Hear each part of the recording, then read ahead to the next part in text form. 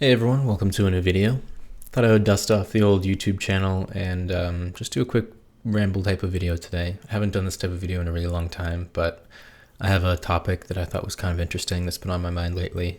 So today's topic is about how to be a successful long-term player in Runescape. So achieving long-term goals in the game without burning out, playing consistently, and basically just reaching the end. A lot of people set long-term goals and don't end up actually achieving them for a huge variety of reasons. So the focus of this video is about the ends, not the means. It's about what you're achieving. And it's putting the focus on the tangible things that you're achieving within the game. So experience or boss kills or collection logs or whatever. So this is going to be some strategies that I've seen players employ or maybe employed myself that tend to lead to success in the long term in the game. But in this, I'm defining success as the achievements that you're reaching. It's not anything other than that. And that's not necessarily success for everyone. A lot of people are just playing this game for fun and maybe playing with a focus on optimizing your achievements isn't fun for everyone. So I'm not trying to say that this is the right way to play the game or that you're bad at the game if you don't play this way. So that's my disclaimer. Please no flame in the comments. Thank you. So a lot of these things are things that I really have not put into practice, but they're things that I've noticed because they were sticking points for me or places where I failed in the past or in the present that I've noticed other people have done a better job with than I did in the game. So it's not just things that I've done, but also things that I've observed from other players. I recently listened to one of Acid Soul's old videos. Huge fan of Acid Soul, by the way, in case you guys didn't already know. This video is titled The Virtues of a Good Player, and he was discussing what he saw as qualities of a good and respectable RuneScape skiller. So those were things like, this is a pretty old video, so those are things like not using alts,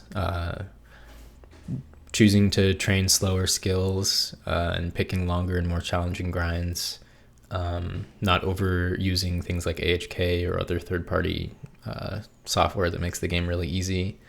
And I think that's a great video, and that's something that was always a big priority for me when I was playing at that time, is to go for quote-unquote respectable goals. But to be honest, this video is sort of a refutation of that in a way. Not that I think that his points are invalid, but I think that playing that way is not necessarily going to lead to long-term success in the game. And in fact, playing sort of the opposite of that in some sense is likely to lead to greater success. And that can be seen from a lot of successful players in current day. So what strategies and mindsets and whatever else do successful long-term players in RuneScape tend to adopt? Of course, the foundation or jumping off point of efficient gameplay is just playing efficiently when you're actually focused on the game. So I think the first and most important thing is to just learn how to skill efficiently and learn the methods to be able to get 1-to-1 EHP or even higher if you're skilling, or the same goes for bossing with EHB and that kind of stuff. I'm not really going to talk about that much in this video because it's kind of assumed that if you're able to sit and focus and play the game that you're playing it efficiently. Though one caveat to that is that some people just are not able to adapt to more challenging skilling methods, and you're better off doing something that's a bit slower that you can actually maintain long term than just burning out and not doing the skill at all just because you can't maintain 1-to-1 EHP. The first big one is to be realistic with your IRL situation and try to work your gameplay to work with your IRL situation as best you can. So a big strategy in that regard is making good use of your AFK time. Most people have IRL obligations. They can't just play the game all day, every day. So it's useful to be able to do something AFK-able in the game while you're doing your IRL stuff rather than just not playing at all. So in most game modes, there are quite a few AFK options where you can still get a decent amount of experience. It's never going to be as good as the full attention, high APM option, but it's still better than just not logging in at all. So most successful long-term players make good use of their AFK time to do something like Redwoods or Nightmare Zone or AFK fishing or any number of other options. And part of the strategy there is choosing an AFK activity that is suited to what you're doing IRL. So if you really need to focus IRL, you might do something like Nightmare Zone, where you only need to click on the game once every 20 minutes. You can do it on your phone with Chrome Remote or something like that. It's basically not even playing the game. But if you're at your computer and you're just doing something where you have to split your focus a little bit, then you could easily be doing something that where you can click on the client a bit more often and get a bit better experience rates. And of course, the strategy there is around selecting AFK options that are the most EHP per hour. So you don't really want to AFK something like, say, Magic, because Magic is always going to be 0 EHP. It's 0 time in pretty much every game mode. So you want to be choosing an AFK option that gives you the highest amount of EHP relative to the amount of input that you can put in. And it's important to approach the game from a macro efficiency perspective. If you're planning to play the game long term and achieve a overarching long-term goal like 200 ml skills or completing a collection log or something like that, if you just focus in on one skill at a time and don't think about the bigger picture, then you're probably going to end up wasting a lot of time. So for example, if you really want to get 99 magic or 200 mil magic and you just focus it and train only magic, you'll get that skill done quickly, but that's worth 0 time basically, because you could get that skill done for free through training other skills. So it's a good idea to think about the bigger picture and plan out what skills you're going to do when, and pay attention to what skills you'll get free experience in through training other skills. And the same could be applied to PVM goals. So if you're going for a collection log, then you may as well do as much Slayer as you can first, because you can do a lot of the collection log items through Slayer tasks and get better rates because of the Slayer helm and stuff like that. And you can take that a step further and incorporate in your expected IRL AFK time also. So maybe you select Redwoods as your primary AFK skill that you can do during most of your IRL activities. And if you're going to do that for the long term, you may as well not actually train woodcutting when you're playing the game with 1.5 tick teaks, even though they're a lot more efficient. If Redwoods is your designated AFK, but then you do teaks to 200 mil, then you don't have any more Redwoods to AFK. Another very important factor for non-Ironman accounts is making money.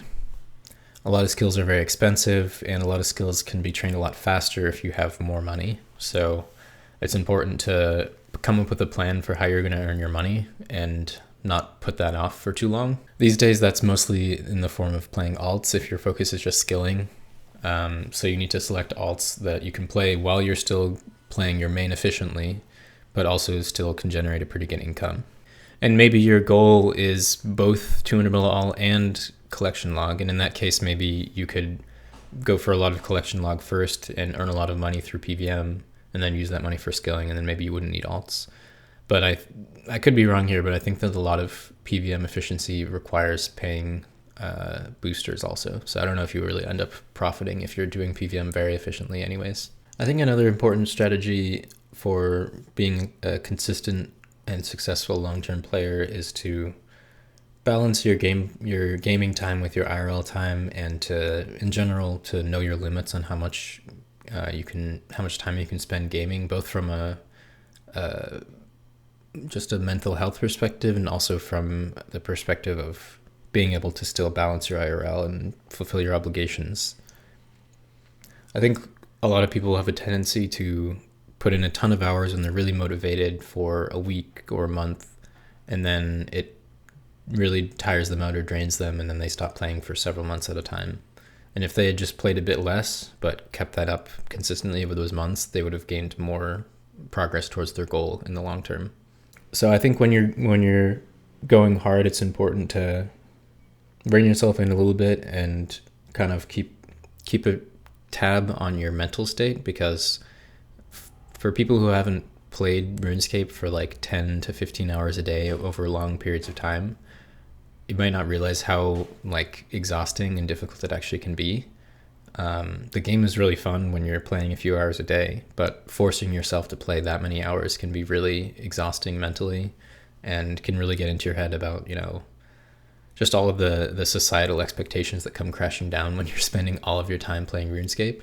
So it's important to ease yourself into that and not overdo it, I think. Maybe you might allocate a month out of the year if you have the free time to do a crazy month or something like that. But I think in the long term, you're more likely to burn out, even if you last a year of full, neat 15 hours a day or whatever. You're probably going to burn out, as opposed to if you could keep it back to like 8 hours a day and still live a relatively normal life. You're probably going to last 2, 3, 4 years even. This is obviously, it varies person to person, but there have been plenty of cases of people who go really crazy for short or even medium lengths of time, but most of them don't end up actually making it all the way to 200 mil or whatever. Another point I have is about sort of tailoring your gameplay around your playstyle. So some people think that it's better to focus one skill at a time, like it's more respectable if you can just grind your one skill and not skill hop, basically. But there's nothing inherently wrong with skill hopping. I mean, you can just go to a bank and switch to a different skill, and you only lose a few seconds, however long it takes to bank. So if for you it's easier to stay motivated and keep consistent hours if you switch up your skills fairly often, then that's a better long-term strategy because you're going to make more consistent progress. Something that I have consistently been pretty bad at and was a major contributing factor to burnout on my main account is being able to adapt to changes in the game, both in the game itself and in maybe the game rules that indirectly affects gameplay and that kind of thing. You have to be able to switch to new content if it's better than existing content. A lot of people, myself included, like to get stuck in their ways, but if you want to be successful and competitive long-term player, you got to adapt, basically. Improvise, adapt, overcome. So this is, not getting phased by updates that make a lot of skills faster. This is also, when alts were first allowed, adapting to that. A lot of people didn't, myself included. But for example, someone like Link's Titan was playing an alt as soon as it was a possibility, and that gave him a huge edge because he basically never had money concerns. And he was able to do a lot of buyables early on when they were a lot cheaper than they are now. And kind of in the same vein, and to sort of contradict myself and Acid Soul and his virtues of a good player, a quality of a player who's going to be most successful and most competitive in the long term is to basically be willing and ready to take advantage of anything they possibly can that gives them an edge, regardless of what it is. So in the early days of alts being allowed, it was frowned upon by a lot of the community, but it was allowed, so a savvy player who wasn't so concerned about all that would take advantage of it and have a big advantage over a lot of other players. Same thing is true of a lot of the new features that are offered in RuneLite and that kind of thing. I'm personally still hung up on some of this stuff, but this is purely from the ends, not the means perspective. And one more thing I think is important is to keep up with updates that are coming to the game, and also just sort of think about planning your grind around things that might change in the future. So if you know that a skill is going to be updated to become easier or faster in the near or even distant future, then may as well wait and not train that skill. And something like Slayer, for example, is just always being updated. Like the skill gets faster every year consistently. So if you're planning to go for 200 mil all, it's generally not a bad idea to just save Slayer for last, because there's a good chance that by the time you get there, it's going to be quite a bit faster than it is now.